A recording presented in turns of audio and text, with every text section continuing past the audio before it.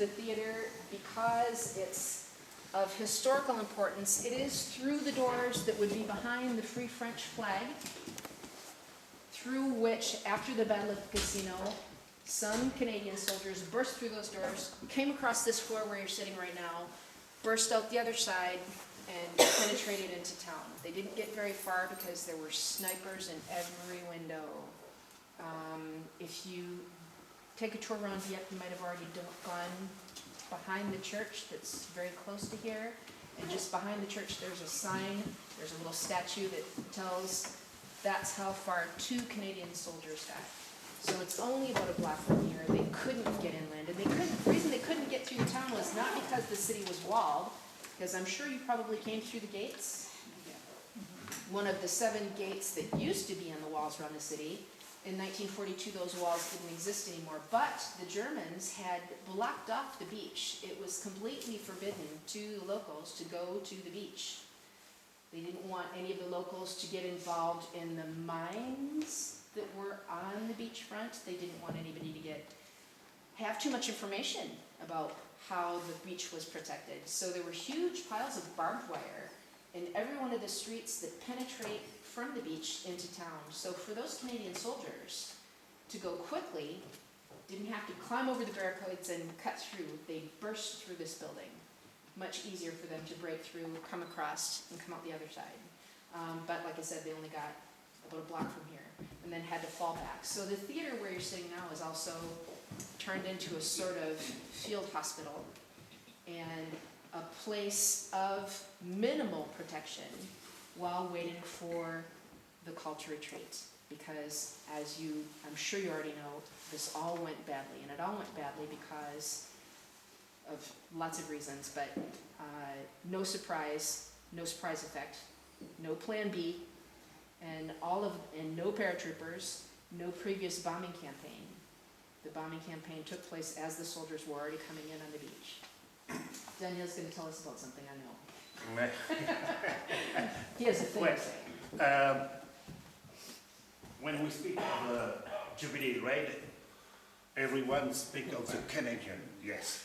More of the soldiers were Canadians, but not all. If we want, with the flags. First of all, we have the flag of Great Britain. Then we have the flag of Holland. In front of Dieppe there were 7 destroyers. One of them was a free Polish destroyer. After, here and here. I ask question to the youngs. Whose flag is that one? Which country? Sorry? Yes, you're good. Smart young people. Yes, yes. Sometimes I find young Canadians that tell me, yes. And the flag of 1942. Your new flag is since 1965. Right. They read the same thing. Behind the TV set we have the flag of Australia. Then the flag of France. But it's the flag of the Free French. Yeah, with a cross. After is the flag of Belgium. Then the flag of the United States of America. For the first time in the history of the Second World War, for the first time, 50 Rogers were with the British Commando number 3 and number 4. And I can tell you a little story about that. First of all, the first American died in the Second World War in Europe, died here. It's Lieutenant Lestello. Then they tried on the Isle of Wight. And the 50 Rangers had received the visit of a very great American general. He tells them, you are not many, you are few, you are not many. But after you, thousands and thousands and thousands of American soldiers will follow you Who's the name of that great American general? Yes, sir, it's Eisenhower. Everyone remembers on the airport, the day before the landing, on Sainte-Mère-l'Église with the American paratroopers, he was here. The Americans, they are black, because they will jump in the night. But few know that in 1942, he was here. Until you are not many, but after you, many American soldiers will follow you. And I learned that General Eisenhower with General Marshall, they go on preparing D-Day in 1941. You imagine, 3 years. And as Diane said, thanks to Dieppe, it's a little bit part of victory on that day. There is also the flag of Norway. Then the flag of, at that time it was Czechoslovakia. Now it's the flag of Czechia. And the last one, it's the flag I prefer, because I love rugby. It's the flag of New Zealand, of the All Blacks. Respect. So, here are what we call the face of memory. These are witnesses. Thanks to them, we know a little what happened on that day. As you can see, there is in the middle one woman, only one. She is also here. It's a French Catholic sister, Sir Agnès. And you will learn his story in the video film with, up and right, Edwin Bennett from London, Ontario. He was a lieutenant in the Calgary Tank Regiment. I don't tell you more about the story. You will read the story in the video. They are French. They are 2 German. Second up with white hair like that. It's Major Richard Slossenberg. He was a soldier. It was his job. He was not an SS. And you will see him in the video film too. And he tell us, my general told me at that time, you must train your troops. We don't know where, we don't know when, but they will come. And Major Richard Slossenberg, who was the chief of the east of Dieppe, from the harbor entrance till Berneval, he was the chief. He decided to train his troops in the night from 18 to 19 August 1942. Is that to be lucky or not lucky? He said, I don't know they will come. I have orders, and I choose. The night you must not choose for the Canadians. It's like that. When you, after the film, if you have some question, we are here. We shut the light 8 p.m. Après le film, peut-être. Après. Oui, mais là, ça fait beaucoup, là. C'est ça le problème. You can go round from 1940 to 1944. Some things. Here are eagle feathers, you will see. Eagle feather. When I came here for the first time, why eagle feather? It's because of the Saskatchewan regiment. And I learned that in the Saskatchewan were natives. So in the regiment were natives, soldiers. And after the war, the chief of the natives came and prayed for the soldier. he need eagle feather. He let us the eagle feather. After you will see also a letter. It's the letter of Robert Boulanger, French Canadian speaking. He died on the beach of Dieppe. He received a bullet here. 2 days before, he was 18 years old. And he wrote a letter, he gives a letter to Jacques Nadeau. Jacques Nadeau was his son. And they promise if one of them don't come back, the other will bring back the letter. The letter is either in French or in English. Read that letter. It's a very moving letter. Here is a bell of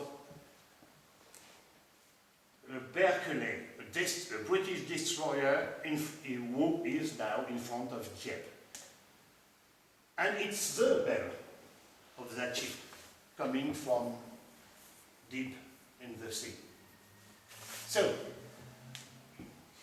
tu en as pour longtemps à lire? 1 minute. 1 minute? Oh, vas-y. You want to read you something? Yeah, I'd like to read you the words of this young man who is a Canadian, Private Jack A. Poltoon. And in this book, which was given to me by his daughter, he, after 50 years, because it took him 50 years to be able to write down his memories, he couldn't deal with it any sooner than that. He then tells about his personal experiences. So as I'm reading, it really is his words. So the I part, that's him. Okay. So I'm going to read. It's going to take 5-7 minutes, but I'd like to read this, his account of what he went through. But I'm going to start kind of in the middle. It says, arriving back at the billets are where they're stationed, where they are sleeping. We found everybody busy checking weapons and ammunition. Lieutenant Ryerson, my platoon officer, told me that we were going on a maneuver and to be sure to take both smoke and HE bombs for the 2-inch mortar. An HE bomb is a high explosive bomb. Now, they have no idea that they're setting off for Dieppe. They think they're going on a maneuver.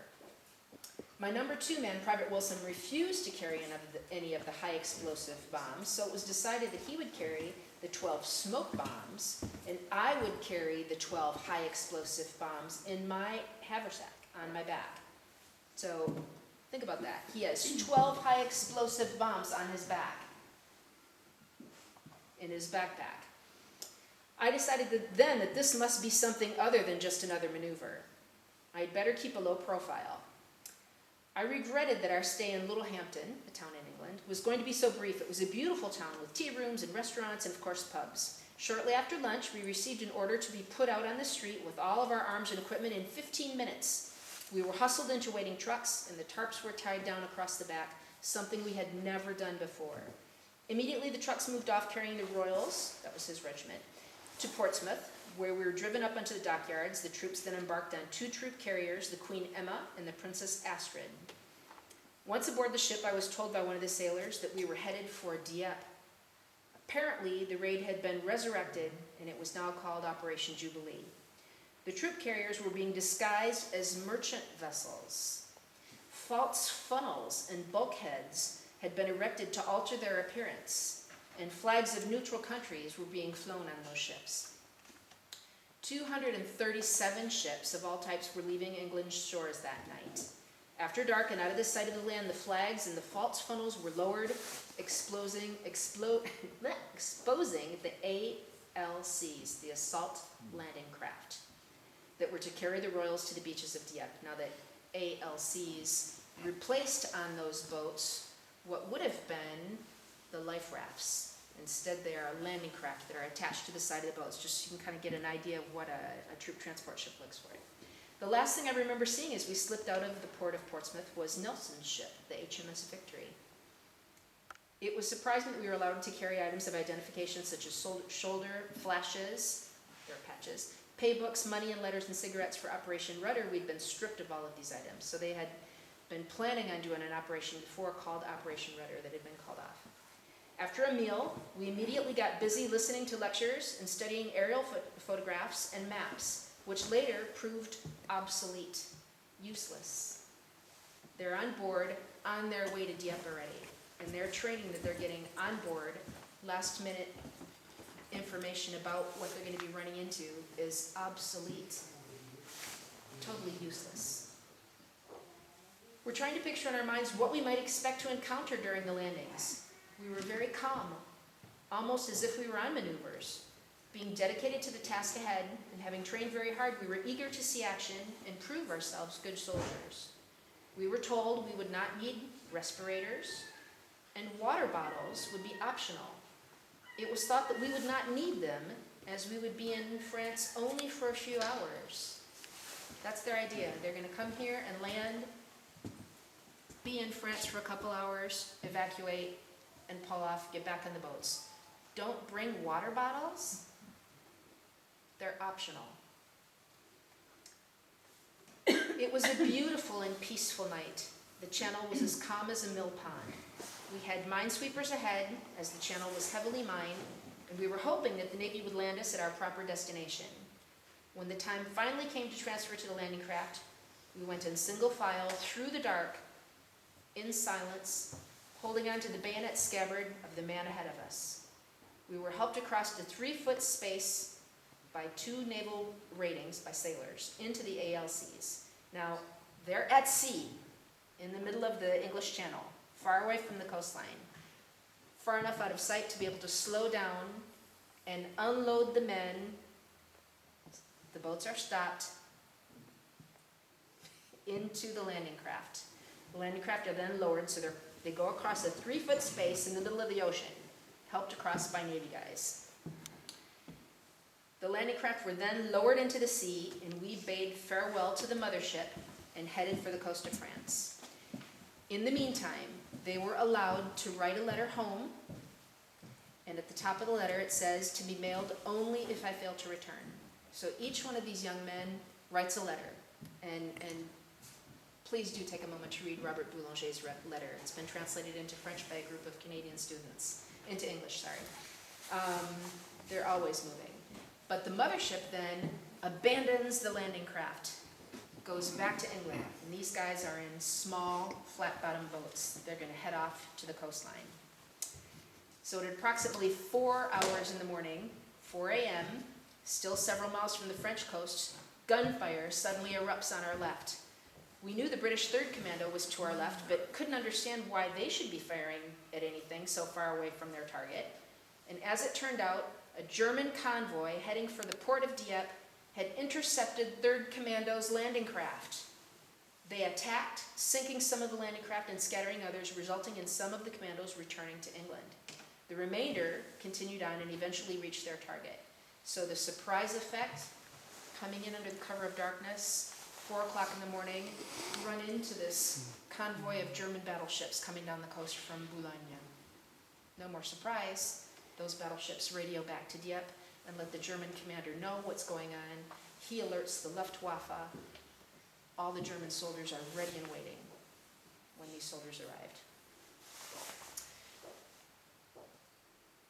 Finally, the convoy cleared the area and the Royals continued on. The Germans on shore, having been alerted, fired star shells and chandelier flares that lit up the channel, exposing each and every one of our landing craft and escort vessels.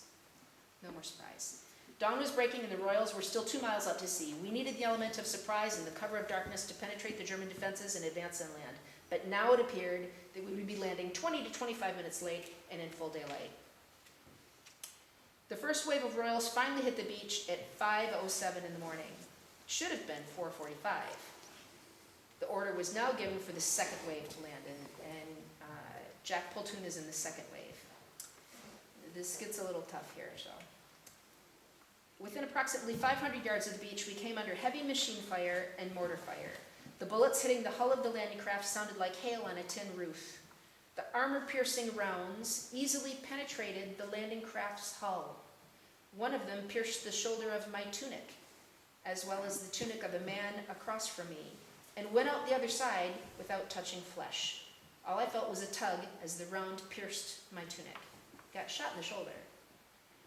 In my landing craft, men were still very calm, but tension was rising. I could feel the heartbeat of the man next to me. This was not from fear, but anticipation of the task ahead. The second wave was to advance, and after the first had broken through the defenses, however, this was to prove impossible. The first wave had run into a maelstrom of machine gun and mortar fire, and there were many killed or wounded in the first few minutes of landing on the beach.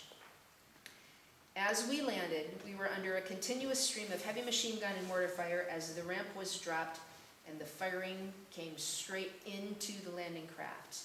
We had landed directly in front of a machine gun. There was no hesitation as the second wave hit the beach. Being the 2-inch mortar man, he's carrying a 2-inch mortar shell gun. They're big and heavy, kind of like a bazooka. And part of the platoon headquarters, I was one of the last ones out, along with Lieutenant Ryerson. It seemed that within seconds of the ramp going down, they had put the landing craft in reverse and were backing out. I jumped off the ramp into 8 feet of water. I was carrying a heavy load that included not only the 2-inch mortar, but also 12 high-explosive mortar bombs in his backpack, 2 hand grenades, and 250 rounds of .303 ammunition. As I hit the water, the mortar slipped from my shoulder.